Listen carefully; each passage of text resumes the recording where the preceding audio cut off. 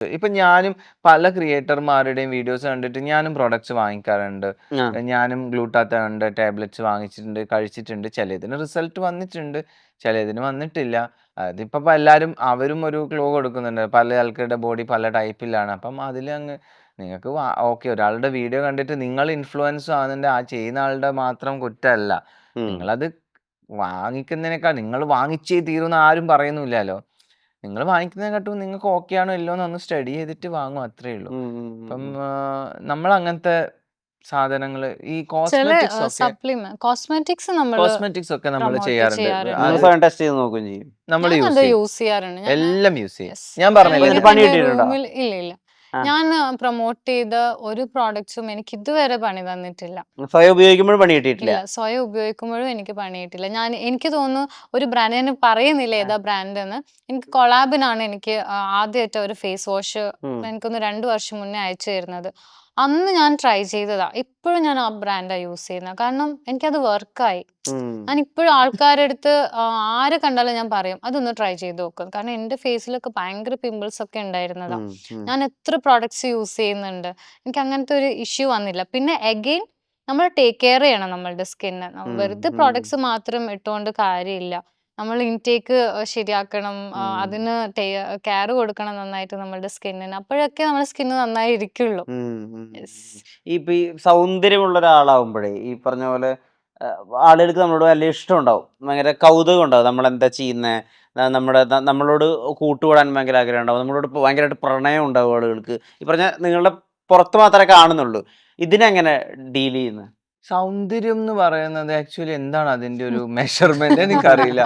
ഈ സൗന്ദര്യമുള്ള ആള് എന്ന് പറയുമ്പം അതിനൊരു പുറം ഓരോരുത്തർക്ക് അത് ഓരോ കണ്ണിന് വ്യത്യാസമായിരിക്കും. ഇപ്പൊ എന്നെ കാണാൻ സൗന്ദര്യമുണ്ട്. അപ്പൊ എനിക്ക് എന്റെ കണ്ണിൽ നോക്കുമ്പോ ഇതിന് സൗന്ദര്യമുണ്ട്, വേറെ ആൾക്ക് ചിലപ്പോൾ സൗന്ദര്യമുള്ള പോലെ തോന്നണമെന്നില്ല.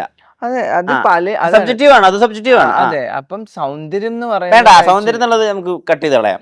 ഒരു ഇംപ്രഷൻ ഉണ്ടാവുകയാണെന്ന് വിചാരിക്കാം നിങ്ങളെ. ഞാൻ എപ്പോഴും മനസ്സിലാക്കുന്ന ഇംപ്രഷൻ, അട്രാക്ഷൻ എന്നൊക്കെ പറയുന്നത് ആക്ച്വലി ഈ നമ്മളെ മുന്നിൽ കാണുന്ന ഈ സ്കിന്നോ ഹെയറോ അല്ലെങ്കിൽ നമ്മുടെ കണ്ണിന്റെ കളറോ അതൊന്നുമല്ല. ഇന്റേണൽ മാത്രമേ നമ്മൾ ഒരാളോട് പെരുമാറുന്ന രീതി ഏറ്റവും എല്ലാരും പറയും നമുക്കൊരു അട്രാക്ഷൻ തോന്നാം. ചിലപ്പോൾ ഒരു സാധനം, എന്ത് സാധനം കണ്ടാലും നമ്മൾ പെട്ടെന്ന് നോക്കും. അത് ചില ആൾക്കാർക്ക് ഉണ്ടാവും. അല്ലാതെ നമുക്കൊരാൾ ഇഷ്ടപ്പെടണമെങ്കിൽ ബേസിക്കലി ഈ സൗന്ദര്യമല്ല. ഒരാളും സൗന്ദര്യം കണ്ടിട്ട് സ്നേഹിക്കുന്ന ആൾക്കാരുണ്ടോ? ഇല്ല, അങ്ങനെ എല്ലാവരും അട്രാക്ഷൻ കൊണ്ടായിരിക്കും. പിന്നെയാണ് ഈ സൗന്ദര്യമൊക്കെ വരുന്നത്. നമ്മളെല്ലാവരും ഏറ്റവും ആദ്യം ക്ലോസ് ആയിട്ട്, ദൂരത്ത് ചിലപ്പോൾ അട്രാക്ഷൻ നമ്മൾ കാണുന്ന ബാഹ്യമായ രൂപമൊക്കെ ആയിരിക്കും. പക്ഷെ അടുത്ത് വരുമ്പോൾ നമുക്ക് അവരെ ഇഷ്ടപ്പെടണമെങ്കിൽ ഒന്നിക്കൽ അവരുടെ പെരുമാറ്റം, അല്ലെങ്കിൽ അവരുടെ ആറ്റിറ്റ്യൂഡ്, അല്ലെങ്കിൽ അവർ ബിഹേവ് ചെയ്യുന്ന രീതി, അതൊക്കെ ആയിരിക്കും. ഞാനും അതൊക്കെ അല്ല, ഇപ്പം ഇതിനോട് ഇങ്ങനെ ആരാധന അതിര് കവിഞ്ഞിട്ടൊക്കെ ആളുകൾ വന്നിട്ട് ഇടപഴകുമ്പോൾ അതിനെങ്ങനെ ഡീൽ ചെയ്യും? ഒരു പെൺകുട്ടിയോ സ്ത്രീയോ ഒക്കെ ആരെങ്കിലും ഒക്കെ അങ്ങനെ ഒന്ന് ഞാനിതുവരെ ഇടപഴകിയിട്ടില്ല. എൻ്റെ അടുത്ത് ഏറ്റവും കൂടുതൽ വരുന്നത് വളരെ സന്തോഷത്തോടെ നല്ല അമ്മമാരും ചേച്ചിമാരും അനിയത്തിമാരും ഒക്കെയാ. സമപ്രായക്കാരൊന്നും ആരും വരുന്നില്ലടേ. മിറിനെ പേടിച്ചിട്ടാന്ന് തോന്നും. മിറി പറയും പ്രശ്നമില്ലെന്നാണ്. ഇല്ല, മിത്തുവേട്ടന് ഞാൻ പറഞ്ഞില്ല, ആ ഏരിയ വരുന്നില്ല.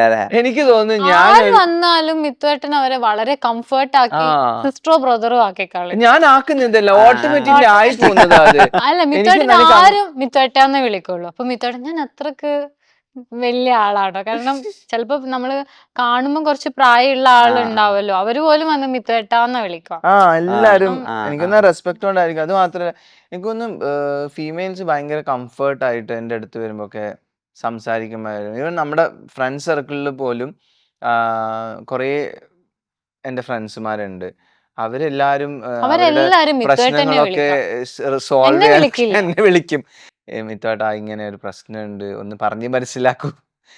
എനിക്കൊന്ന് അവരുടെ പോയിസിലൊരു ഗുഡ് ബോയ്, അല്ലെങ്കിൽ ഒരു കൗൺസിലറാ, അങ്ങനെ ഒരു യോഗിയാറ്റാൻ തോന്നുന്നു.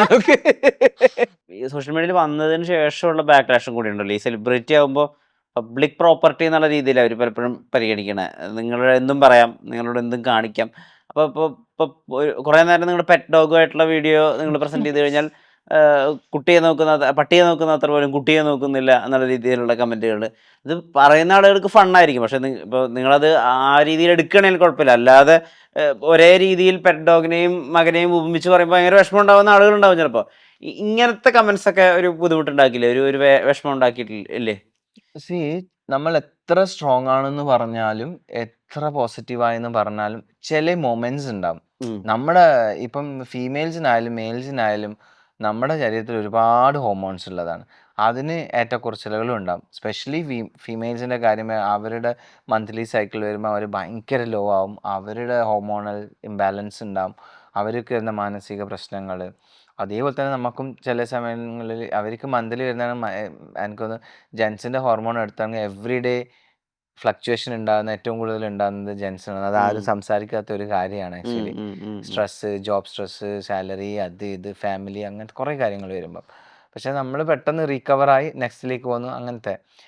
അപ്പം ചില കമൻസുകളൊക്കെ നമ്മളെ ചിലപ്പോൾ എഫക്റ്റ് ചെയ്യും. മെറീൻ്റെ കാര്യത്തിലാകുമ്പോൾ മെറിക്ക് എന്നോട് പറയാം. എനിക്ക് മെറീൻ്റെ അടുത്ത് തിരിച്ച് ഇന്ന കമൻറ്റ് വന്നു എന്ന് പറയാൻ പറ്റില്ല. കാരണം ഞാൻ അന്നേരം അവിടെ ചിന്തിക്കുന്നത് ഞാൻ ഈ നെഗറ്റീവ് കൊണ്ടുപോയിട്ട് അവളുടെ അടുത്ത് പറഞ്ഞു. അവൾ ഓൾറെഡി നെഗറ്റീവ് വരുമ്പം എഫക്റ്റ് ആവുന്ന ആളാണ്. ഞാനത് ഷെയർ ചെയ്യുമ്പം പിന്നെയും അവിടെ മെറീനെ നെഗറ്റീവ് ആക്കി ഡൗൺ ആക്കേണ്ട ആവശ്യമില്ലല്ലോ. അപ്പം ഞാൻ എൻ്റെത് അവിടെ തന്നെ വയ്ക്കും. ഞാൻ തന്നെ റിക്കവർ ചെയ്യാൻ ശ്രമിക്കും. അങ്ങനെ. അപ്പം ഈ ഡോഗിൻ്റെ ഒക്കെ വന്ന സമയത്ത് ആ ഒരു പോയിന്റിൽ എനിക്ക് തോന്നി അതൊരു സംസാരിക്കേണ്ട ഒരു ടോപ്പിക്കാന്ന് തോന്നിയത് കൊണ്ട്, അല്ലാതെ ഒരു നെഗറ്റീവിന് നമ്മളങ്ങനെ റിയാക്ട് ചെയ്യുക, ആരെങ്കിലും നമ്മളെ വീഡിയോ എടുത്ത് റിയാക്ട് ചെയ്യുമ്പം അതിനെതിരെ വീണ്ടും ഒരു റിയാക്ട് ചെയ്ത് വേറൊരു കണ്ടന്റ് ഇട്ട് പിന്നെ അതൊരു എന്താ പറയണ്ട ഒരു ഗോൾ പോസ്റ്റ് പോലെ ഒരു ഭയങ്കര ട്രെൻഡിങ് ടോപ്പിക്കാക്കി 2 ഗോൾ അവിടെ അടിച്ചു 3 ഗോൾ ഇങ്ങോട്ട് കിട്ടി പിന്നെ അതൊരു ട്രോഫി കിട്ടുന്നത് വരെ ഇങ്ങനെ പിന്നെ അടുത്ത ടൂർണമെന്റ് വരണം ഈ ട്രോഫി ഒന്ന് മാറ്റി അങ്ങോട്ടും ഇങ്ങോട്ടും ആർക്ക് കിട്ടി ചെയ്യാൻ. അപ്പം അത് ചെയ്യാറില്ല. ബട്ട് ഈ ടോപ്പിക്കിൽ ഈ പട്ടീനെ നോക്കി കുട്ടീനെ നോക്കിയില്ല എന്നുള്ള ആ ഒരു സംഭവം വന്നപ്പോൾ എനിക്ക് തോന്നുന്നത് നമ്മൾ ഒരു ആസ് എ ഒരു ന്യൂ ബോൺ പാരൻസ് എന്നുള്ള നിലയിലും നമ്മുടെ ആദ്യത്തെ കുട്ടിയാണ്. യങ് പാരൻസ് എന്ന നിലയിൽ അത് ഒരു സംസാരിക്കേണ്ട ടോപ്പിക്കാണെന്ന് എനിക്ക് തോന്നിയത് കൊണ്ട് റിയാക്ട് ചെയ്തു. കാരണം അതിൽ പറഞ്ഞിരിക്കുന്നത് ഞാനും മെരിയും ഒരു ഈ പെറ്റിൻ്റെ ഒരു ഷോറൂമാണ് ഫെർബീസ് എന്ന് പറയുന്നത്. നമ്മുടെ മിയാന അവിടെയാണ് നമ്മളെല്ലാം ചെയ്യുന്നത്. അപ്പം അവരുടെ ഒരു പുതിയൊരു കൺസെപ്റ്റ് സ്റ്റാർട്ട് ചെയ്തപ്പം പെറ്റ് ഹോട്ടൽ എന്ന് പറഞ്ഞ സംഭവം സ്റ്റാർട്ട് ചെയ്ത് അവർ നമ്മളെയാണ് ഇൻവൈറ്റ് ചെയ്തത് as A special guest inaugurate ചെയ്യാൻ വേണ്ടിയിട്ട്. അപ്പോൾ ഇനോഗ്രേഷന് പോകുന്നു. മിയോ എന്ന് പറയുന്ന ഭയങ്കര അറ്റാച്ച്മെന്റ്. അവർ തമ്മിൽ ഭയങ്കര നിങ്ങൾ കണ്ടല്ലോ ഭയങ്കര ബോണ്ടാണ് അവർ തമ്മിൽ. അപ്പം മിയനെയും കൂട്ടി മിലിയോനെയും കൂട്ടി. അപ്പോൾ നമ്മൾ കാറിൽ നിന്ന് ഇറങ്ങുന്ന സമയത്ത് ഞാനാണ് ഓൾറെഡി മിലിയോനെ കാറിൽ നിന്ന് ഇറക്കിയതും. പിന്നെ മിയ എന്ന് പറയുന്നത് നമ്മൾ അത്രയും സ്നേഹത്തോടെ വളർത്തുന്ന ഒരു ഡോഗാണ്. അപ്പോൾ അതൊരു വലിയൊരു ഹൈവേ ആണ്.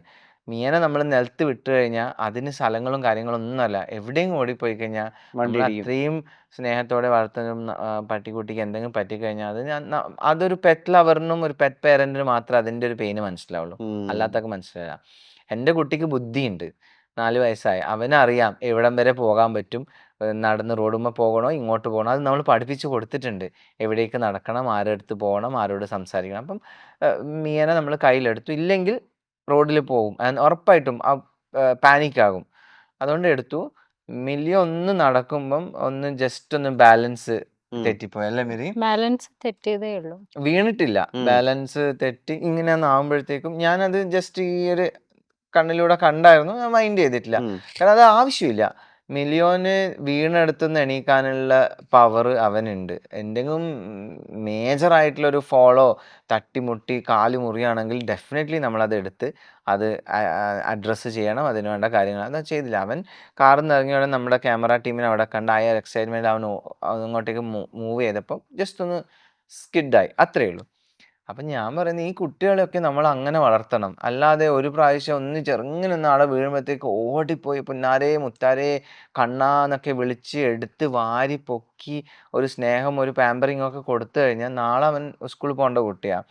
അവൻ അവിടെ നിന്ന് സ്കൂളിൽ നിന്ന് വീണ് കഴിഞ്ഞാൽ അവൻ്റെ ടീച്ചർക്ക് ബാക്കി 40-50 കുട്ടികളെ നോക്കാനുണ്ട്. ഇവൻ വീഴുന്നതിന് 50 കുട്ടികളും വീണുകൊണ്ടിരിക്കുമ്പോൾ പോയിട്ട് എടുത്ത് താലോലിക്കാൻ ടീച്ചർക്ക് പറ്റില്ല. അത് പോസിബിൾ അല്ല.